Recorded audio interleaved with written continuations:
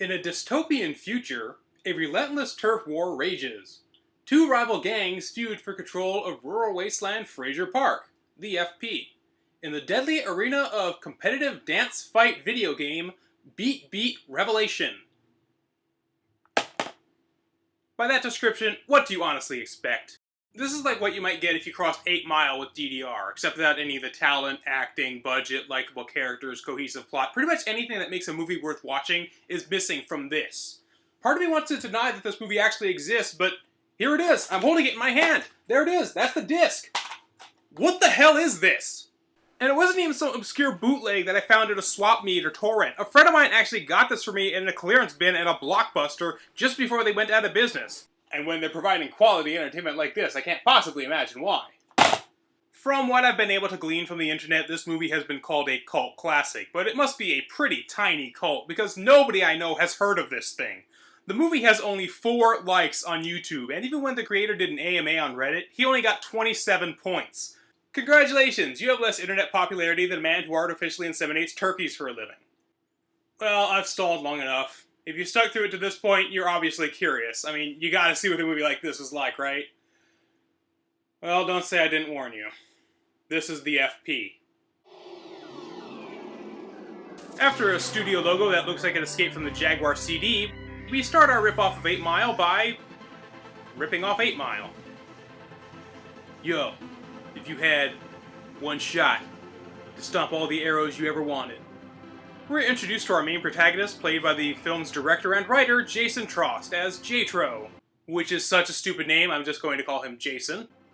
And, well, I suppose I have to address the very obvious elephant in the room. Trost is actually blind in his right eye and wears an eye patch in real life, so it would be of bad form for me to make fun of him. But the problem is, they never really explain why his character wears an eye patch. Is he blind as well? Did he lose his eye? Does he just think it looks cool? Never addressed. We're just supposed to accept that he has an eye patch.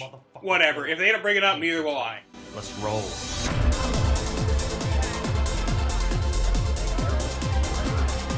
Yo, J-Tro, you look against Sugar Nigga's son?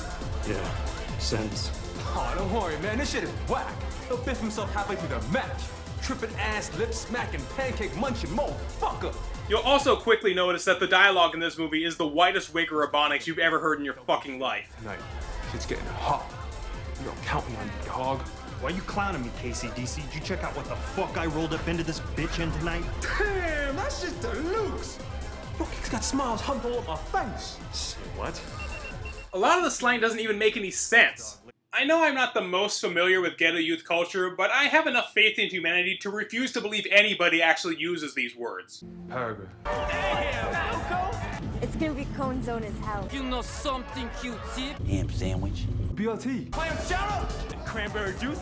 Those aren't insults, that's a shopping list. Was everybody just hungry when they made this movie? You 2 for 5 bitches is what? Half the time, I can't even understand what they're saying, so I had to watch most of the movie with the subtitles on. And you're not going to believe this, but even the subtitles have spelling errors in them.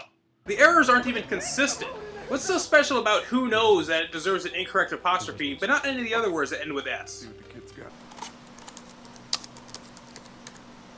Oh shit, it ends with an S. What am I gonna do? Damn it, I knew I should have paid attention in 3rd grade. 50-50 shot with this. Yo, Yo,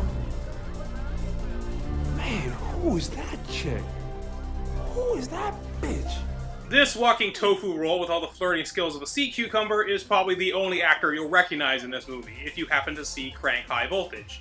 This is Art Sue, playing Jason's friend KCDC, which kinda sounds like Ralph Wiggum's favorite metal band. I'm C3D2. Shut up, shut up, shut up! Anyway, Jason has a match against the champion of the rival gang, Really? That's his name? Sugar Nigga. And with a name like that, I pictured some kind of stone-faced tough guy like Mason Dixon from Rocky VI. Not somebody who looks like Davy Crockett's retarded cousin and probably smells like stale Cheetos and weed. Before they square off, it's up to his older brother, Betro, to give him a pep talk / exposition dump. The challenge is up in this motherfucker, J-Tro. Now is the time. All these carpetbagging, butt-bucking bitches from the 245 and us from the 248. We gots to be ready for anything. That's why we gots to get each other's backs. To the end, aight? So near as I can tell, these two rival gangs absolutely hate each other, ready to go to war over their area codes. I hate to dust off an old meme, but Samson's dead it! Samson's dead it! Soon, Jason and SN take to the dance floor. Well, they've hyped it up so much. At the very least, we get to see some impressive competitive DDR, right?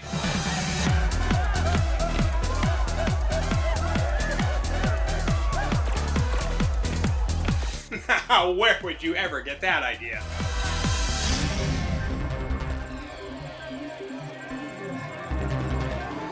Chill.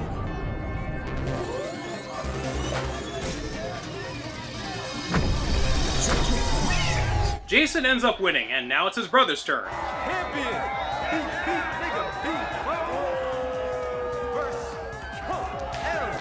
Whoa! Now this is what Sugar SN should have looked like. This is LW. Okay, seriously, if you're not going to play by the rules, I don't know what I'm doing here.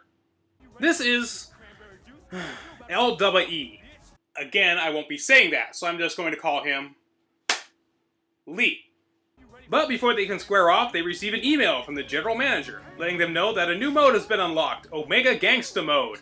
And if you're confused by what that is, you are not alone, because they never established anything about how this game works, what the different modes mean, how the scores are calculated, or why SN dances without tying his shoes. Are these systems all connected to a central server? Did the game receive a version update in the middle of a competition? I don't think that would be tournament legal.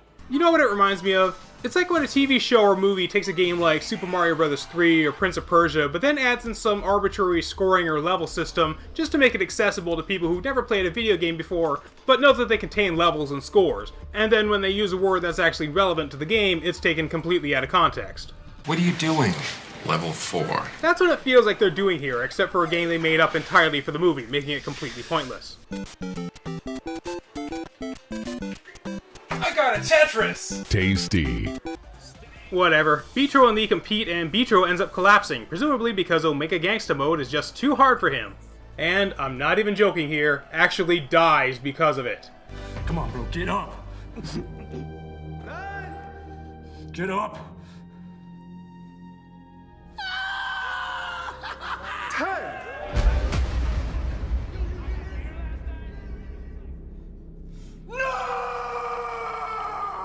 I'll never play Beat Beat Revelation again! That's a really stupid line! Cut to 1 year later, where now Jason is working as a lumberjack. DC comes by to try to get him to return to Fraser Park, which is apparently falling apart with him gone. Why he waited an entire year to tell him this, I have no idea, but Jason agrees and he fills him in. After Beatro got 187, the 248 lost its shit. The 245 has taken over. LWE's got even more street cred now because his pops took a dirt nap. Left him Don's Liquor Mart, son. So now, no one drinks unless LWE says so. Because apparently this is the only liquor store in the entire town. No, I'm being serious. I think that actually is what the plot point is. Now, with no drunks, there ain't no bums. And with no bums, there ain't no motherfuckers to feed the ducks at the park. What's a fucking town with no ducks, J-Tro? You know, it's at this moment when I started to question whether this movie is trying to be serious and fails, or trying to be a legitimate comedy and fails. How's a nigga supposed to sort this shit out without no ducks? Jason needs some time to think about it, and goes out into the seedy, scum-infested, radioactive, nicest post-apocalyptic world I've ever seen. Okay, did I miss something here? The case says it's supposed to be a post-apocalyptic dystopia. If it is, it must have been a pretty mild apocalypse. I mean, yeah, it's not exactly an upscale neighborhood, but this isn't a slum. There's trees, there's cars, there's running water. Why would you bother setting something in a post-apocalyptic dystopia if you don't actually have the budget to do anything with it? As Jason is exploring this post-apocalyptic dystopia, he runs into Stacy, our love interest for the movie. She's upset because he abandoned them over a year ago, but he wins her over with his charm. I'm here now. Yeah, you is. Ain't mad at that. They talk for a bit, and she invites him to a party before she's picked up by Lee, who is his usual classy self. No, Stacy, get in the fucking truck, bitch! and for some reason, Lee doesn't recognize Jason. Yo, bitch! Who the fuck is that, Knuckle Dragon? Nobody. How many people with eye patches do you know, guy? Eat shit, Romeo! The realization that Lee is banging his girl finally convinces him to join the fight. Yeah, I'm in. He goes to visit Stacy at the party, but Lee is there ready for him. Why the fuck you bail out the FB in the first place, bitch? Oh yeah, cause your bitch ass bro took a fucking dirt nap. J-Tro, I'm sorry. Oh, we live together, man. We die together. Can the movie just be these guys making fun of Jason for 2 hours? You, J-Tro, you fuck. The easy way. Oh my god, no, the movie started over! No, he's just in a dream, where he sees his brother again, but can't seem to talk properly. What? Recall for lumps and that's the only one. I can't hear you. Recall for lumps and that's the only one. Yo, DC wakes him up and he goes out to confront Lee. hey LWE, I challenge you to a beat-off. Nigga, what? Could you imagine how awkward that would be if they didn't know he was talking about the game? Didn't you get enough of my ass back in that foundation? But he's informed that, well, basically he has to level up first before he can face the final boss. You wanna do this legit? You don't need some street cred before you deserve to face my ass. Oh, poor Jason. All he wants to do is beat off and he's not allowed to face Lee's ass. What the fuck I'm doing, man? Just making this shit up as I go. I would make a joke about how that must have been how this movie was written, but that literally is the writer of the movie saying it. For the dogs, Pete. With their objective clear, it's time for a training montage.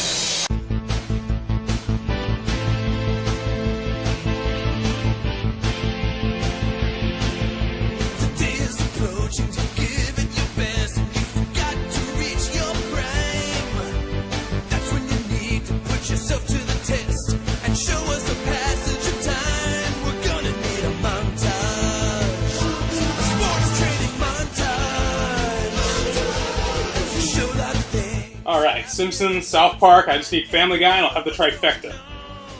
Who the fuck is this motherfucker? After getting in a fight with Stacy's cross-dressing, electric fly swatter-wielding father... That's what's on! Okay, points for originality. Jason then goes back to the club to mope and think about his brother, where Stacy finds him. And if it sounds like I'm jumping all over the place, don't blame it on me, because the pacing in this movie is horrible. No scene or plot point has any time to actually linger or establish any kind of mood. But even then, nothing actually seems to happen in the scenes. You see this right at the start of the movie. First, Beatro dies, and in the next scene, DC is trying to get Jason to come back. We never learn anything about what Jason has been doing, whether he's happy in his new life or has anything to lose by returning. So we're given no reason to side with him when he refuses. So when DC tries again, literally in the next scene, you're just left wondering what was the point of the previous one. There's a lot of long moping shots that exist for no other reason than to pad out the movie with long moping shots, or establish some plot point that's already been established. So in this case, Jason goes to see Stacy, but Lee shows up. Just like in the previous scene where he was talking with Stacy and Lee shows up. They could have pretty much condensed all of these scenes together and had a much tighter movie as a result. Instead, we get Stacy telling him that she finally broke up with Lee. So homeboy and me are done. D-U-N. Plus, he got me all preg and shit, but don't worry, the coat hanger thing fixed that right the fuck up. What? What? I'm kidding. Ah, abortion jokes. You know, I would have thought this movie would be above that. The two reconcile and Jason returns to his training because, for whatever reason, now he has enough experience points to face Lee. All rise for the national Wigger anthem.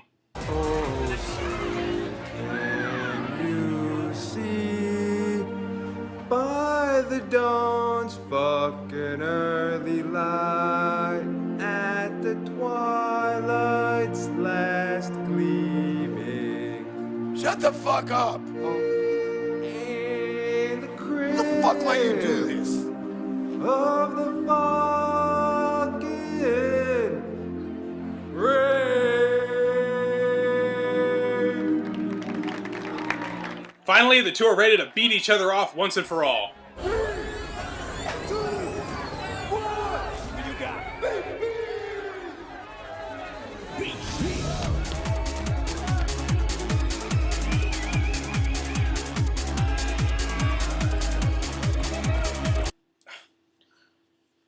Have you ever even seen what top-level DDR players are capable of?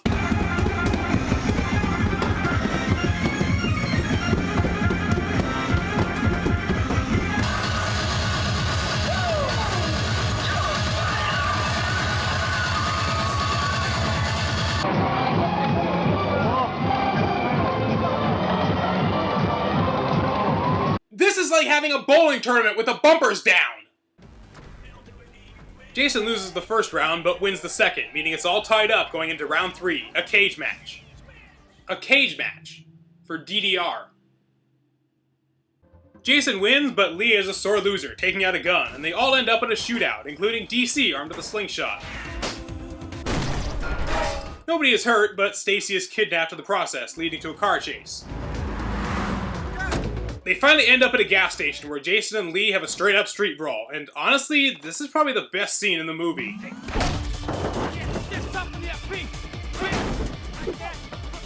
The fight is actually surprisingly well shot and choreographed. As much as they abuse the shaky cam, the shots are just barely long enough that you can understand what's going on.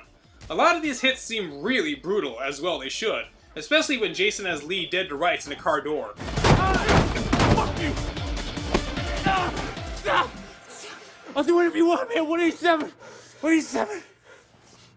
Then leave the FP and never come back.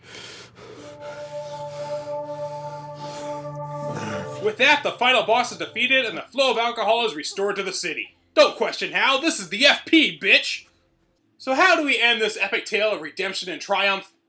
With a blowjob, of course. But there is one more unanswered question that we must resolve. Are the ducks okay? We have ducks!